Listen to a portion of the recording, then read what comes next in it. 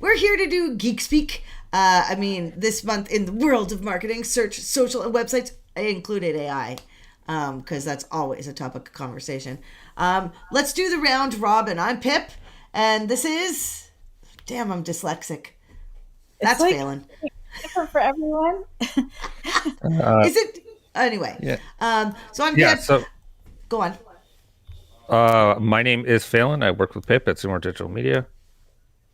I'm Rena from Little Works Indie Media. And I'm just Greg. There's no Just right. Justin Greg. Why are we just Gregging? Are we just Gregging? Yeah, He we're didn't just win the Greg. Survivor Pool, people. That's what I just heard. Anyway, we are talking about all great things. Great things for social websites, and I'm gonna let Rena kick it off today because I see she left some good notes. It's gonna be a good conversation because we're gonna get right into it. All right. So I think the first interesting thing is that Netflix is opening up an ads platform part of their system so that you're going to view ads. So I guess they're doing the Prime thing. Prime did that a few months ago. And so did somebody weigh in heavily to add to that? Yeah, I totally really wanted to weigh in because Google did their monthly marketing thing, and one of the things was the ads on TV, more ads on TV. So, which is interesting. So where are they buying? I wonder. I want to know where they're buying their data from, because I Disney, they're gonna get some search from Disney. I saw that, so I thought that was pretty interesting. But anyway, okay. So we got any other feedback? Y'all want to jump in on this? No, no, Uh, I okay. mean, I mean, Netflix has been turning itself slowly into TV for the last few years. Ever since interest rates went up, they had to. yeah. So yeah, you want to weigh in, which is different than just stating what's new.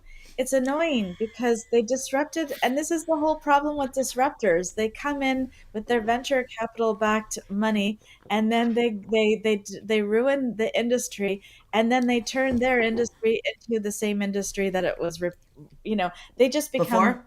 they become the Yeah. mainstream, and that's Well, all so you hold can. on. So we had fragmentation, Yeah, which led to democratization slightly of. Did I it? disagree. No, it got No. rid of Blockbuster, and we all had late fees, so we're all thankful. No, Yeah. Blockbuster wasn't the competition that they were going in to disrupt, I don't think. I think they were actually going in to disrupt the television channels uh, and production companies, Oh, which interesting. they've done a fine job. In California, someone was saying that one of the divisions of the union was telling people not to even bother applying because there aren't enough jobs for their members. So it really is because they're not using, yeah. So, anyways, I find it really just disappointing, quite frankly, because this is, first of all, this is not. I saw the interesting aspects of um, of disrupting the industry. Pip, like you, I think I was pretty excited about some of the aspects. However, how it plays out. It's just always contingent on the economic systems that we have. So in the end, it always plays out in the similar ways. Like it's just repeating similar the shitty parts of so and I'm disappointed that this is the direction that they're going in. They couldn't find another solution. Maybe they will. Maybe out of it, ads seem to take over things. Ads, now make the world run more. So anyway, they can get into your life. Product placement's a big thing, right? That's the reason I think uh, influencers are so in the know now, and people. I don't even know what's going on with the influencer I market find actually. it way more interesting. That's not to me sort of that's way more interesting. Product placement, I'm all for. I love product placement. I think it's fun to figure out the product placement within movies and TV shows. But ads are something totally different. That was Mm. the thing that I didn't want to pay for television so I could sit and watch ads every 10 minutes. Like that's not what I'm interested in doing. And now I'm going to go back to getting cable, what do they call it now? You can't even record. What is it called? What do they call it? I don't know what they call it when Netflix? you record the show and then you fast Oh, forward. PVR. Wasn't that a PVR? DVR. Yeah, yeah, DVR, whatever Sure. it's called. I think that's where I'm headed back because I don't particularly enjoy. And now it's like a benefit when Prime tells me that after I'm going to see these ads, I can watch the whole video without any ads. You know, have you noticed that on Prime? Mm, But if you watch television, you get an ad about every 15 minutes or so. interesting. Yeah, they do time it out. I we had special streaming and it's not working right now, but I am on Netflix, but I'm wondering where they will place the ads. I find it interesting. I mean, they sell you radio or they sell you Google Home now, and if you don't want radio or like ads, just buy YouTube stuff. It's just like instead of having free radio where the ads are paying for the radio station. The other thing about ads is that it has to be actually done well. And so what happens with North American television is that they adhere to a certain advertising um, cadence. So they're going to do so much so of the show, they're not going to have anything Yeah. exciting. And then they're going to have an ad. But if you watch American television in Europe, for example, they're on a different sequence of. Cadence. Yeah. Yeah. So what ends up happening is it'll just stop in the middle, like in the middle of something that's happening that it's not at a natural arc in the story. Stop in the middle of something that's happening, and then there's the ad, and it just kind of blows you over. So it's ads in inside television is one of my things that I love to notice.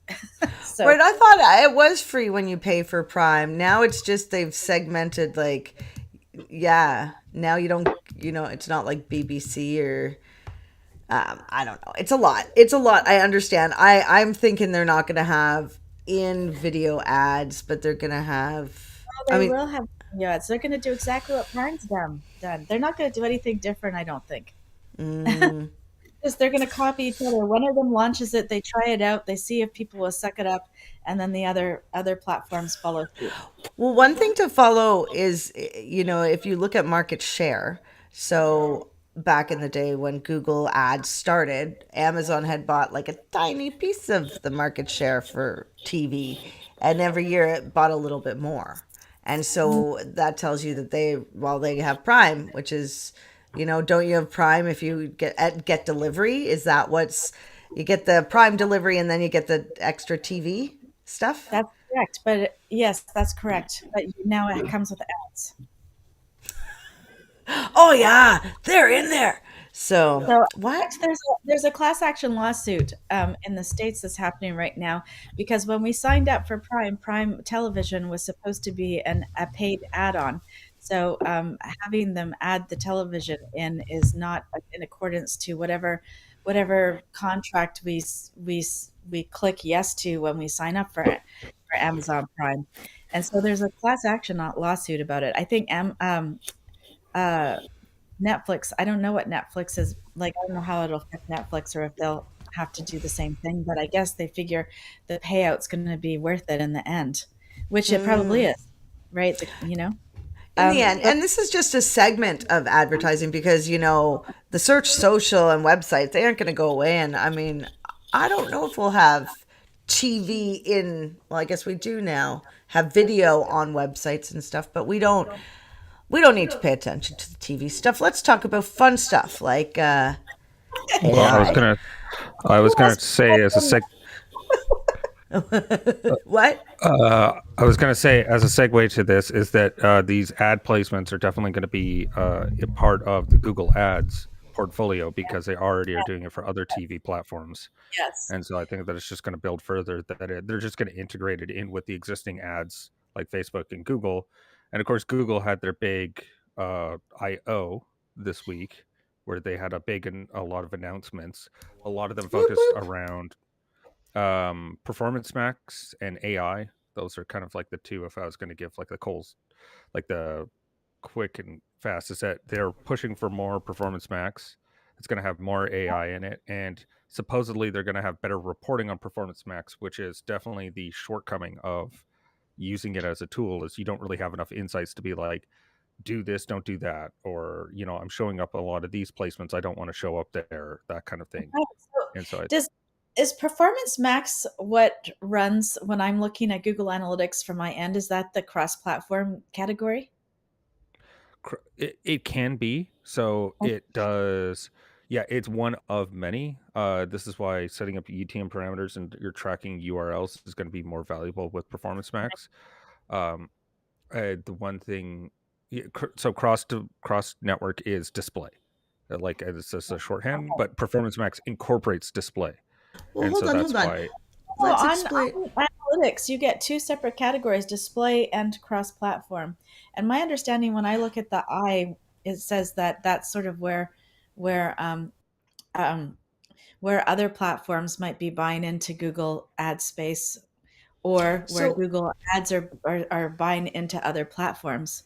That was my understanding of that. Is I've got do Google I have Ads Google Ads has two distinct platforms, search and display is the display network, no I which can hold CBC, CSS, global, blah blah blah, every website in the world, blah blah blah blah blah, right? That's that. So that's where the Facebook can fall in there.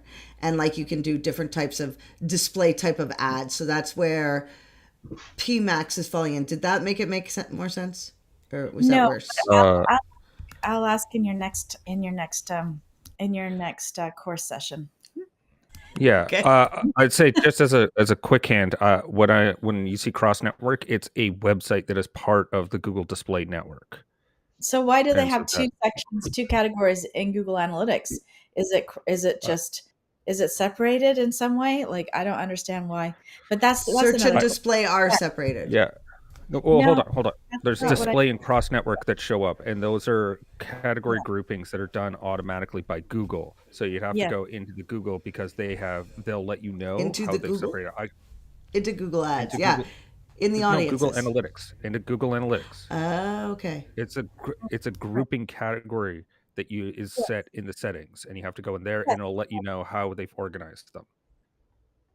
Oh, there's a second page. Okay, because I've never found that. I've only found the definition for what they're saying cross-platform is. Okay, well, anyways, we should probably move along because now we're getting right into the middle of it and we haven't finished everything. We're not Yeah. even close. Kind of close. We're kind of close. So, okay, let's talk. What we got, Rena. I think you got some things on Instagram. What's going on there? Or Greg, what's Yeah. going on with websites?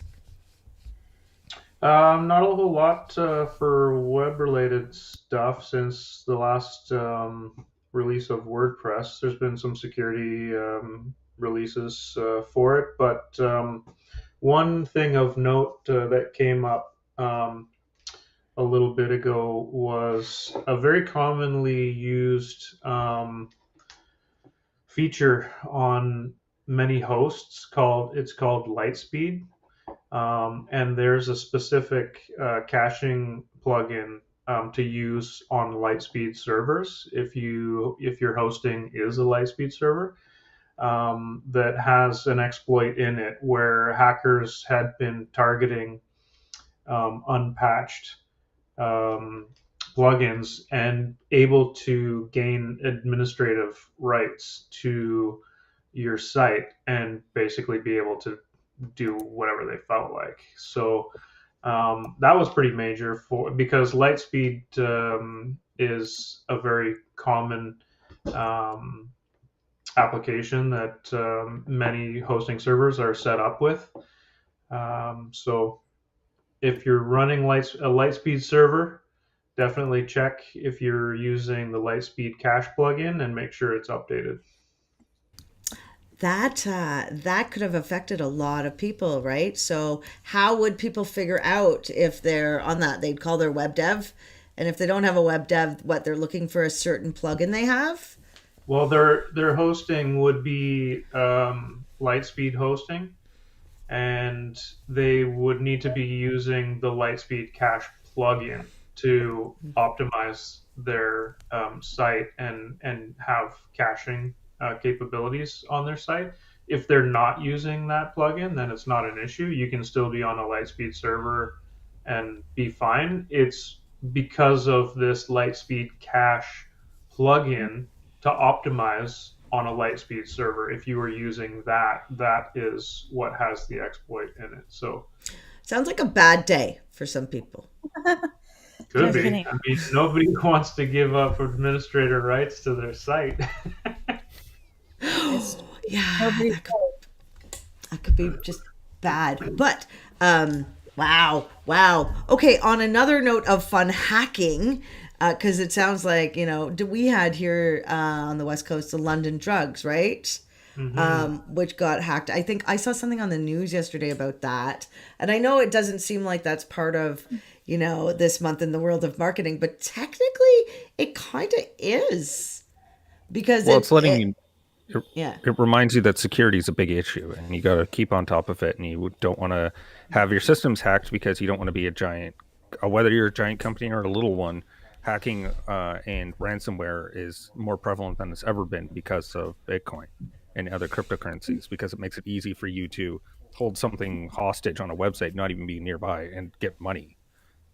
It's yeah, it's annoying at best, and libelous. Like you could be liable for your data that's Yeah. taken to the other thing. And so that's the other thing. You want to work with a company that has errors and emissions Insurance, uh, liability insurance. insurance.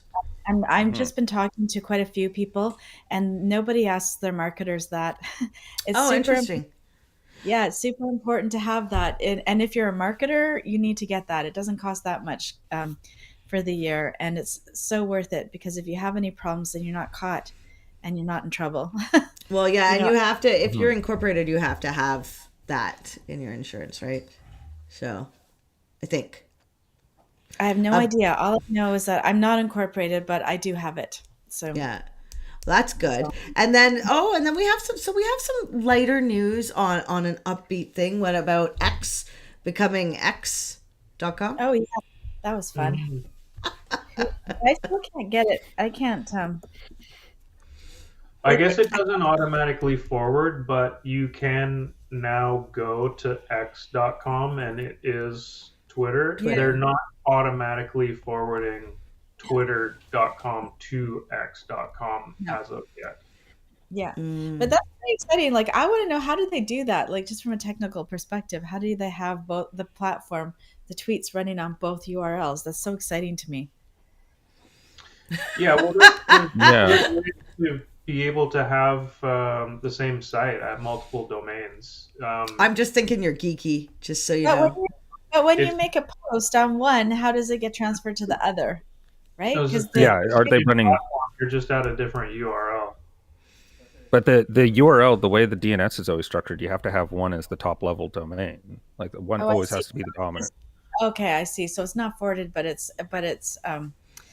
they're connected. Okay. All right. Well, then that's not as exciting as I thought. And then we Well, no, have it's still you did catch on the right thing. That's weird is if you're not, because you always should be forced to either go to Twitter or X. One or Yeah. the other has to be the Yeah. top level one. So you can't have two top level ones unless you're running two instances of the same website. Then you have to run two backup. Like you'd have to be backing and cross referencing. So it seems Right. like it would be a lot of work to do that they wouldn't want to do. Right. Right. But regardless, I think that's quite fun to have X.com. And then what are they going to just keep Twitter? Which country was it that they can't have X.com? I forgot. Japan, they Right. can't. X is a got a copyright from a band. There's a very popular band there that is called X, and so So they don't have the copyright in Japan. do you think they'll keep Twitter.com in Japan then? Most likely.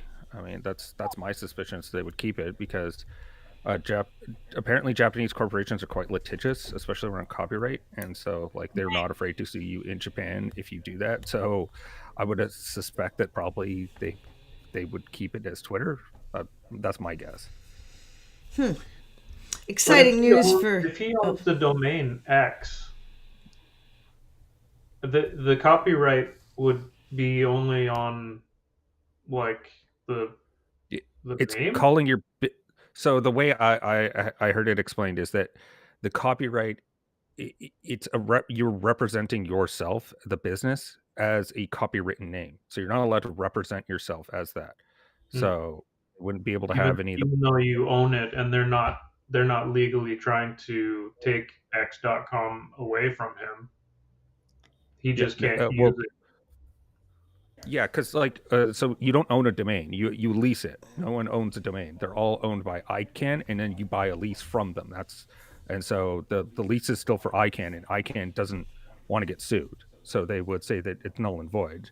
And so if that, like, that's my understanding on it. I'm not like an international. That's interesting, isn't it? Because this deals with international marketing and Yeah. yeah, so there's different regulations, rules that we're not going to get into. Let's talk about other things that are related to this, like uh, how I was speaking of lawsuits. TikTok. I was thinking TikTok it would Oh, I had a better match. segue. Oh, what was your segue? Damn. Speaking of lawsuits, OpenAI is being sued by Scarlett Johansson Yeah. because they decided to go ahead and use her likeness in a voice system, uh, because after she had refused, and the only reason why she's Twice. allowed to, Why uh, would they use uh, something after she's refused it? That is the worst business decision I've ever heard of. And oh posted. Oh, it's so much yeah. worse. Yeah. The only reason why the lawsuit can go ahead in the first place is because Sam Altman decided to, when he announced it, he posted a link to the demo, and it only had one word, which was her, which is a reference to the 2013 Scarlett Johansson movie where it's her voice is like an automated system. Oh. Uh-oh. Her. All he had to write was her, and that's what he wrote. And now he's in trouble. Sam is always in trouble. Yeah. Yeah. oh, Yeah. we got How Does Everybody Feel About Screaming Frog from Shaylin and OpenAI integration into API. I have a lot of feelings about this. Screaming Frog, I want to go play with more. Yeah. I didn't know OpenAI was integrating with their API. Does that mean everything we put in Screaming Frog they get? Yeah. So And they Yeah. sell Google Ads. Did you know that? Screaming Frog has Google Ads as a service. I did not know that, but I guess it's not their But number one I mean, service. I do. they're an agency. They're like, at the end of the day, much like Whitespark, it does like a bunch of SaaS products Google. that are still Yeah. a local SEO agency. That's a really good question, Shaylin. I don't know how I feel. I mean, they gave away, Reddit gave away everybody's information, right? I mean, Google originated because Yellow Pages really gave away their information. So I think it'll make some big changes happen quicker.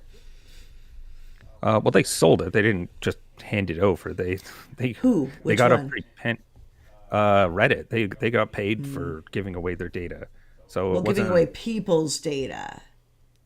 right? Because everybody was a volunteer who was in there and make it. So yeah, but that's what you kind of get for just chatting and giving away your time, I guess. I don't know. It's hard. That's hard. It's such a good question. It's coming. It's going to take over, and we got to figure it out as we go. Because what I saw from the Google Ads AI, like the marketing, like, you know, I have a client who's got a product and I can't get any pictures.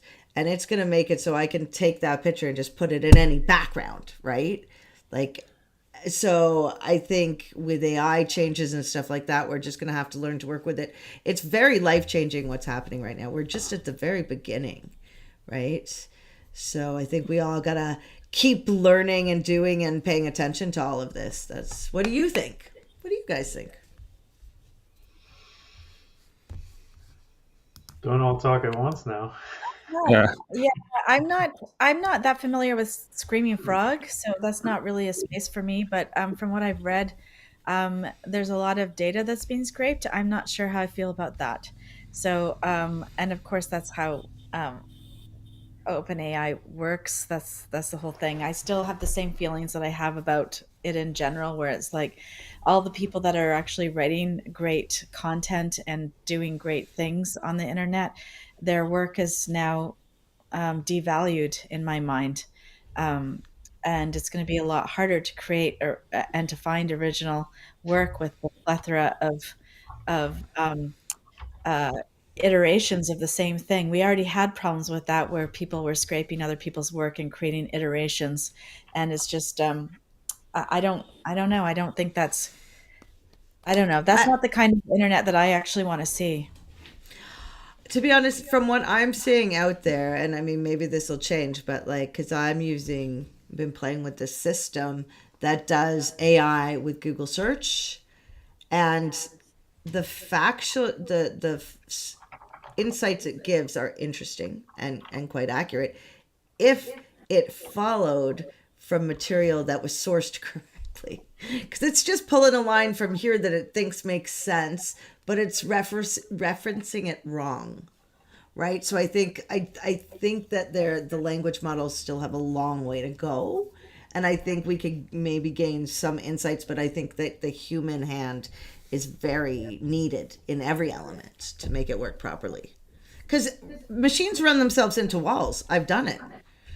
I mean, humans, they'll try to move. If they hit a wall once, they will move aside. And Oh man, this reminds me. I just watched a TikTok yesterday about because there's an app. I don't know if it's like an open AI specific app or not, but people have it on their phones, and you can just talk to your phone, and AI will answer you, and you can have a conversation. They took two phones and activated it. And so the two AIs were just talking back and forth to each other from phone to phone and having a conversation. But that would go on forever. That conversation would never stop if those two AIs just kept on talking back and forth to each other. it's true. It is true. But it is interesting. Like, I mean, how many of us are using ChatGPT and being like, it's like asking a friend a question that seems to know a lot more than you. You know? I don't know. I'm shoving things at it, learning. So it's such an interesting topic. I think that if, well, I want to put that I use AI on my website. So I think that's the direction I'm going in with it. Not that it might be the best direction. What are you Well, gonna and I say? would say, I hope you're going to be more specific than just that. uh, That would I be would my say that like, sorry, I was just going to say that with Screaming Frog and OpenAI, I think that it's not necessarily a bad thing because it doesn't really scan the on-page content other than to find a word count. It's mostly around SEO related things like your page titles, meta descriptions. So, and that's where OpenAI does reasonably well, and it's not too bad where it's doing regressive searches over data. So I think that it'll be fine to kind of point out like maybe like a plan of like, hey, you've got X number of things like this. I would start here. And so like the it's more it's yeah. Yeah, that's exactly right. So it looks like the Screaming Frog integration is mostly about organizing titles and meta tags and things like that. I just took a very brief cursory look while I can listen and read at the same time. And so I think in that case, that might actually speed things up a whole lot. But are they giving the same answer to everybody else? I don't know because every SEO person is slightly different, right? Of what they're going to want. And I mean, even if you use the AI, you have to be very specific. As I said, you have to work with it. So, I mean, can it help you? You're still going to have to adjust it because it's not, you want a sales copywriter in with your meta descriptions, titles, URLs, and you also want an SEO writer, right? And then you might want somebody with some skills from Google Ads that understands things about title case and sentence case, and you know, yeah. So I mean, I think that to get the perfect thing, you'll have to wiggle with it. And speaking of wiggle, we're gonna wiggle out of here. Yeah, that was a terrible segue. But I do want to dance the afternoon away singing songs while I work because I think today is going to be a great day, and I hope it's a great day for you all. Y'all know what we're doing next week? Do we know? I do. Damn. Okay, next week we have a special guest. So I'm very excited to bring a friend of mine in named Darby, and we're going to be talking about sales. So if you want to learn anything about sales, you should join. This guy is so good at what he does. He works with Jason Swank and who had a mastermind that we were in a while ago. But he's a person I'd like to call a friend. So I hope you all can join because it's going to be really fun. And I think we're out of here. Bye, guys. Bye. Everyone. Brought to you by. Bye.